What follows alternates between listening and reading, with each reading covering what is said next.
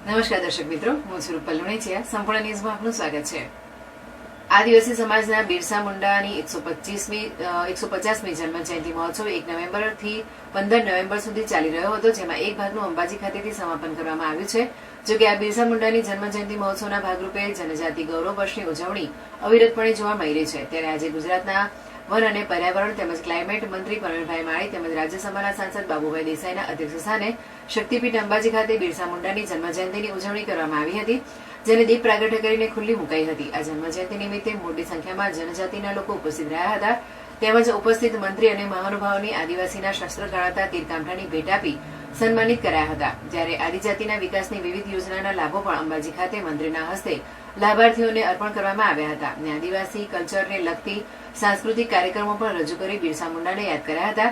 આજે આ જન્મજયંતિ નિમિત્તે દેશના વડાપ્રધાન નરેન્દ્ર મોદીએ પણ જન્મજયંતિ દરમિયાન વર્ચ્યુઅલી સંબોધન કર્યું હતું. તેમજ આજના પ્રસંગને યાદગાર બનાવવા અંબાજી જીએમડીસી વિસ્તારમાં મંત્રી, સાંસદ તેમજ જિલ્લા કલેક્ટર દ્વારા વૃક્ષારોપણનો કાર્યક્રમ પણ આયોજિત કરવામાં આવ્યો હતો. આ પ્રસંગે વનમંત્રીએ જણાવ્યું હતું કે દેશના વડાપ્રધાને આદિવાસી વિસ્તાર માટે કલ્યાણકારી યોજનાઓને લઈને 9,700 કરોડ રૂપિયાની જાહેરાત કરી હતી. તેમજ 250 જેટલી એસટી બસોનું પણ લોકાર્પણ આજે કરાયા હોવાનો વનમંત્રી પ્રવીણભાઈ માળીએ ઉલ્લેખ કર્યો હતો. આ પ્રસંગે જિલ્લાના ઉચ્ચ અધિકારીઓ અને ધારાસભ્ય ઉપસ્થિત રહ્યા હતા.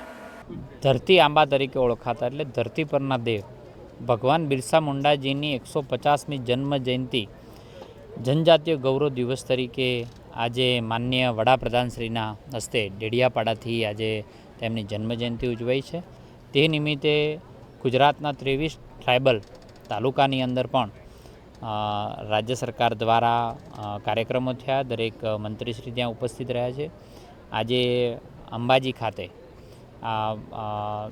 દાતા તાલુકાના અંબાજી ખાતે જનજાતીય ગૌરવ દિવસ તરીકે ઉજવવામાં આવ્યો. ખૂબ મોટી સંખ્યાની અંદર આજે સૌએ ભાગ લીધો છે.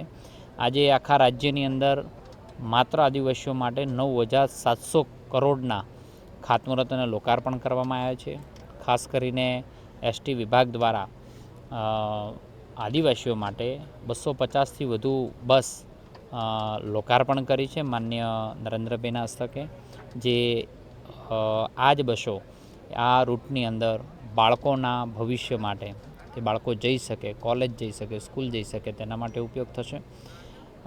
એના સિવાય 1 લાખથી વધુ ઘરોનું વિતરણ કરવામાં આવ્યું છે અને સાથે 948 કિલોમીટરથી વધુના રોડના ખાતમુહૂર્ત કરવામાં આવ્યા છે. એટલે આજે ઇતિહાસની અંદર બહુ જ મોટો દિવસ તરીકે આજે અંકિત થયું છે આદિવાસીઓ માટે, રાજ્ય સરકાર માટે, અને 2047 સુધી વિકસિત ભારતનો જે સંકલ્પ છે એના માટે પણ આજનો દિવસ મહત્ત્વનો છે.